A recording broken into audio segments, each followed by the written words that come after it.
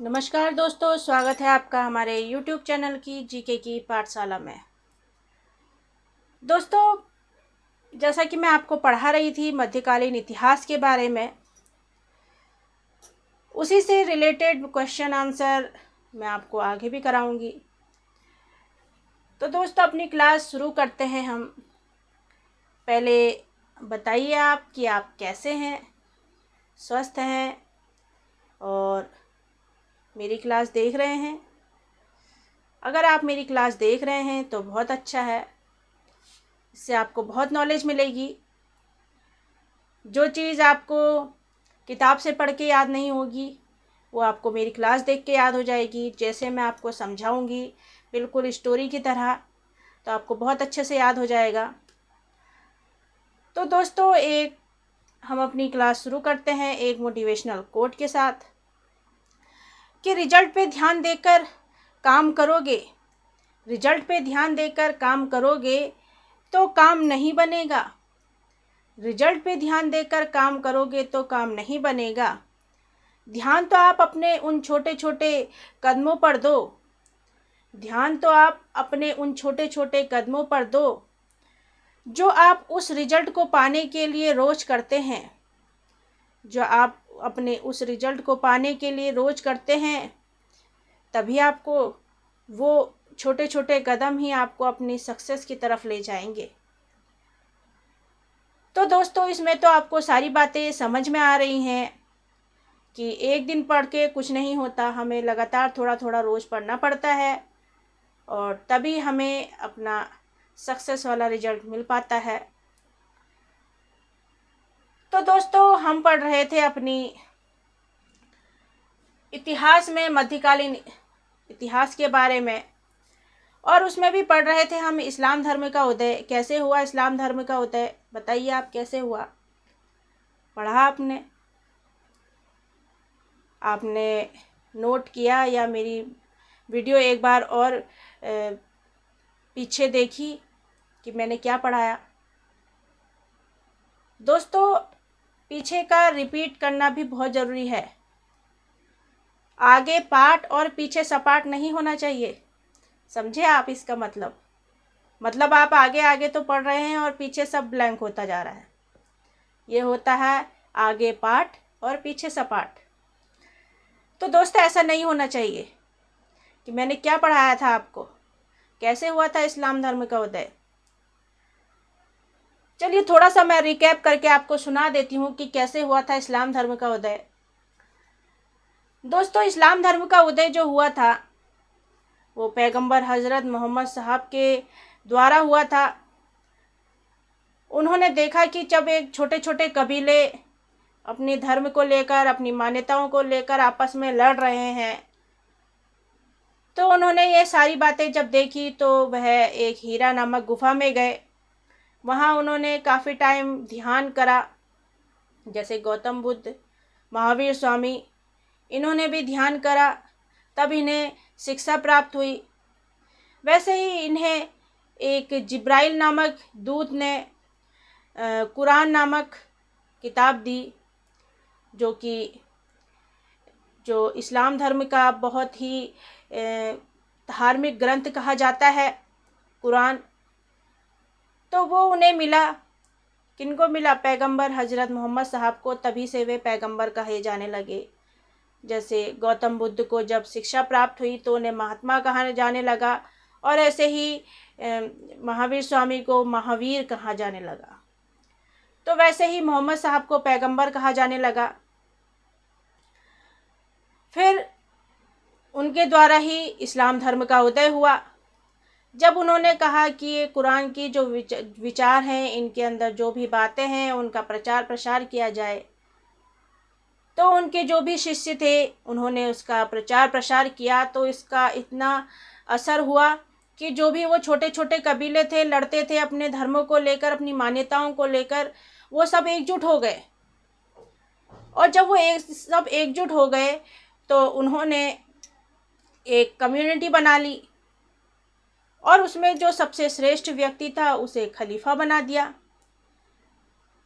तो उसी के बारे में मैं आपको आज पढ़ा रही हूँ। कि कैसे वो कम्युनिटी में खलीफा बने लोग और कैसे उन्होंने इस्लाम धर्म को और फैलाया और कैसे उन्होंने भारत पर आक्रमण भी करा। जो उनमें से श्रेष्ठ जो खलीफा थे उनके द्वारा आक्रमण भी किया जाने लगा भारत पे। क्यों किया जाने लगा? क्योंकि भारत के पास बहुत धन संपत्ति थी। हमारा भारत अभी जैसा है वैसा नहीं है। वो पहले के टाइम पे बहुत भरा पूरा कहते हैं उस तरह से था वो हमारा भारत। इस समय तो वो विकासशील स्टेज पे है हमारा भारत, लेकिन उस टाइम पे वो एक विकसित स्टेज पे था, क्योंकि वहाँ सारी धन संपत्ति थी, खनिज थे, सब तरह की चीज़ें होती थी हमारे भारत पे।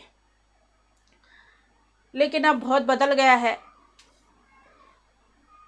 और तभी ये धन संपत्ति को लेने के लिए बहुत सारे आक्रमण हुए। कभी अंग्रेज़ों ने करा, कभी इन्होंने ये खलीफा लोगों ने करा, कभी मुग़लों ने भी यहाँ राज करा हमारे भारत में।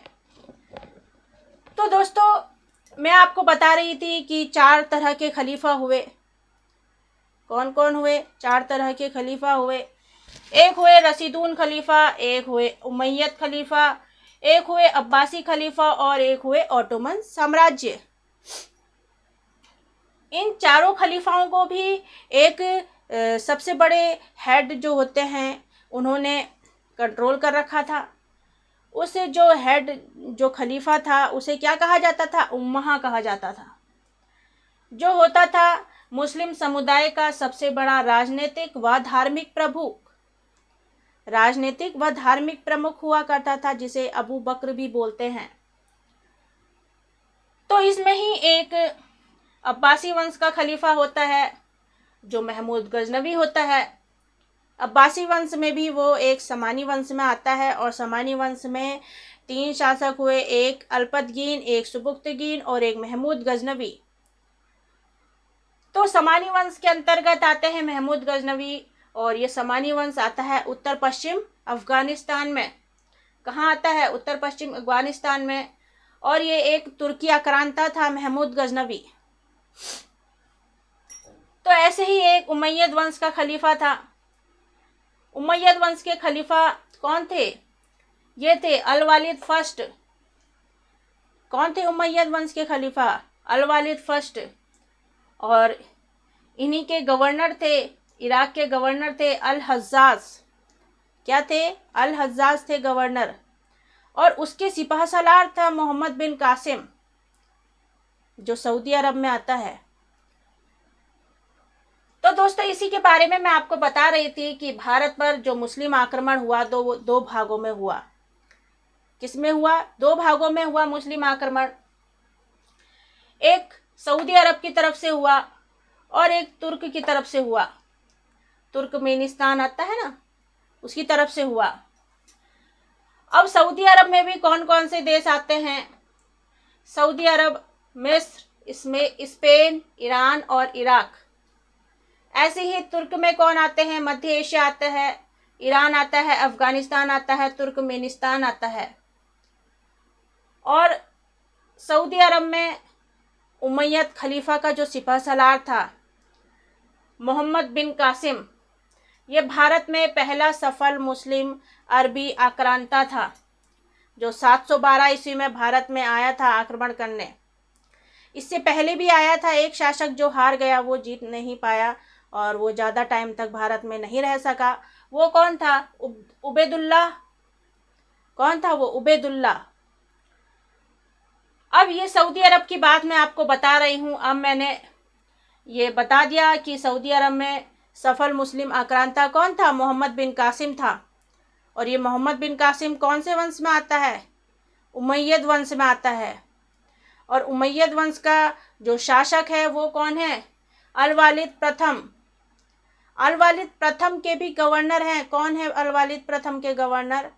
अल हज्जाज, जो इराक के गवर्नर हैं। और हज्जाज के ही सिपह सालार रहे। कौन रहे? मोहम्मद बिन कासिम रहे।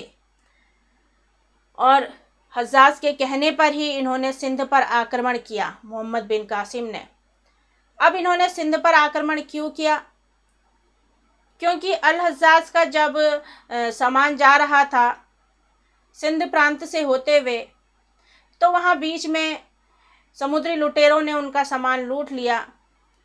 तो सिंध प्रांत के जो शासक थे राजा दाहिर, उनसे उन्होंने रिक्वेस्ट की कि कृपया आप मेरा सामान मुझे दिलवा दीजिए और जिन्होंने भी मेरा सामान लिया है उन्हें आप दंडित करिए। किससे कहा? जो सिंध प्रांत में थे राजा दाहिर, उनसे कहा। लेकिन उन्होंने उसकी बात नहीं मानी। किसकी? अल हज्जाज की बात नहीं मानी। और तब अल हज्जाज ने मोहम्मद बिन कासिम से कहा।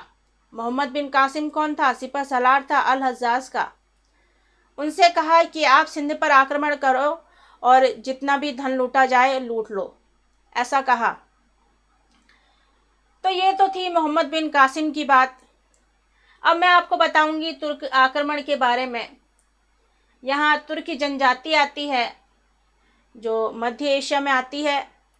तुर्की जनजाति जो यहाँ मुसलमान रहे, कहाँ? ये तुर्कमेनिस्तान में जो ये मुसलमान रहे, ये पहले मुसलमान नहीं थे। मुसलमान ये बाद में बने। तो जब ये बाद में बने, पहले मुसलमान नहीं थे, तो ये कौन से मुसलमान कहलाएंगे? सुन्नी मुसलमान कहलाएंगे।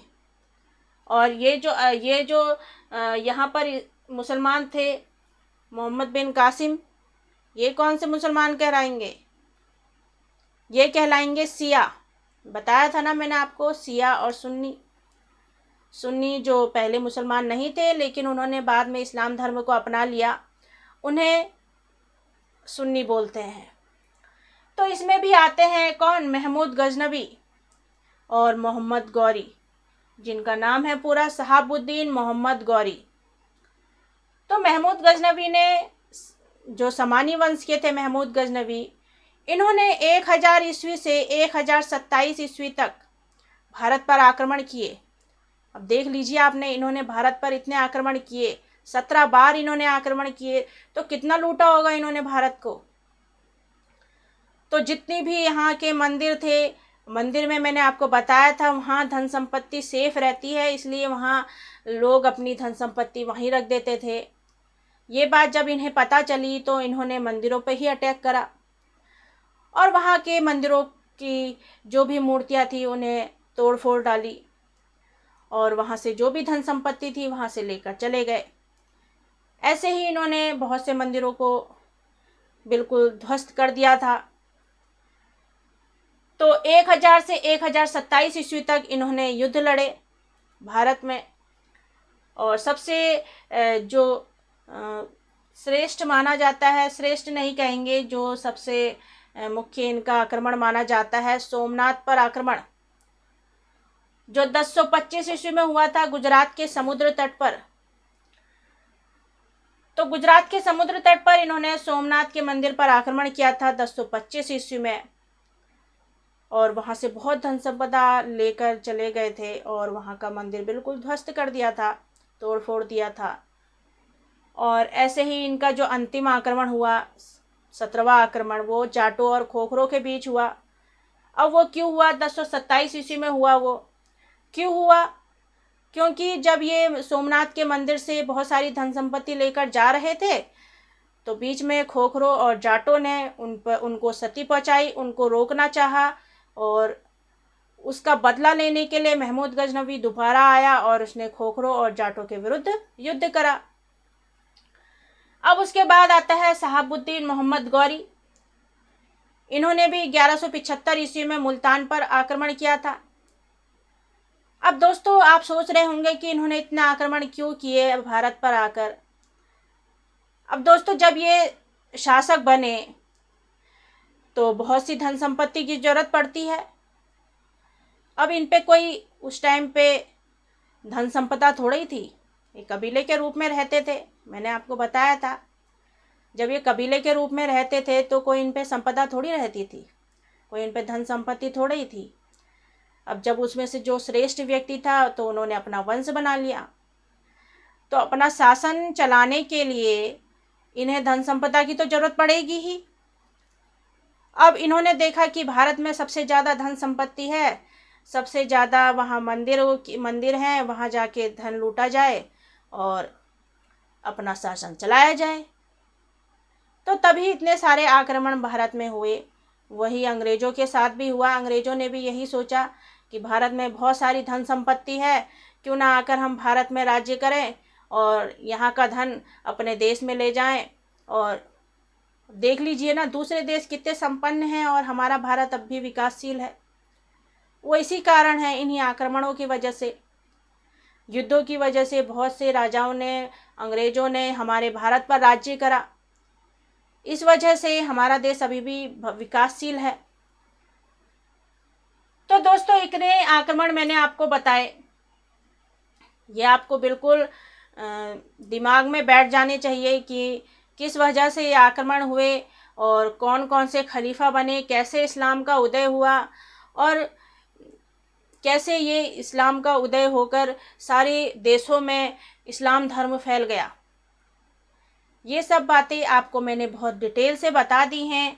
अगर आपको थोड़ा सा भी मिस हो गया हो या थोड़ा सा भी छूट गया हो तो एक बार और रिपीट करके सुन लीजिए। और इस क्लास के आगे मैं आपको अपनी अगली क्लास में पढ़ाऊँगी और ऐसे ही हम धीरे धीरे रोज़ पढ़ के अपना एक सब्जेक्ट पूरा कर लेंगे। हिस्ट्री क्या होता है दोस्तों? अतीत की जो भी बातें होती हैं उनका अध्ययन ही होता है, उसे ही हम इतिहास बोलते हैं। और अपनी पिछली बातों का अध्ययन तो हमें ज़रूर करना चाहिए। हमें देखना चाहिए कि हमारा भारत पहले कैसे था और किस किस ने राज करा, कैसे कैसे आक्रमण हुए हमारे भारत पे, ये सब आपको पता होना चाहिए। और अपनी क्लास को मैं यहीं समाप्त करती हूँ। मेरी क्लास कैसी लगी ज़रूर बताइएगा और लाइक, शेयर और सब्सक्राइब भी ज़रूर कीजिएगा। इससे आगे मैं आपको अपनी अगली क्लास में पढ़ाऊँगी। तब तक के लिए धन्यवाद और अपना ध्यान रखिए, खुश रहें, स्वस्थ रहें और थैंक यू।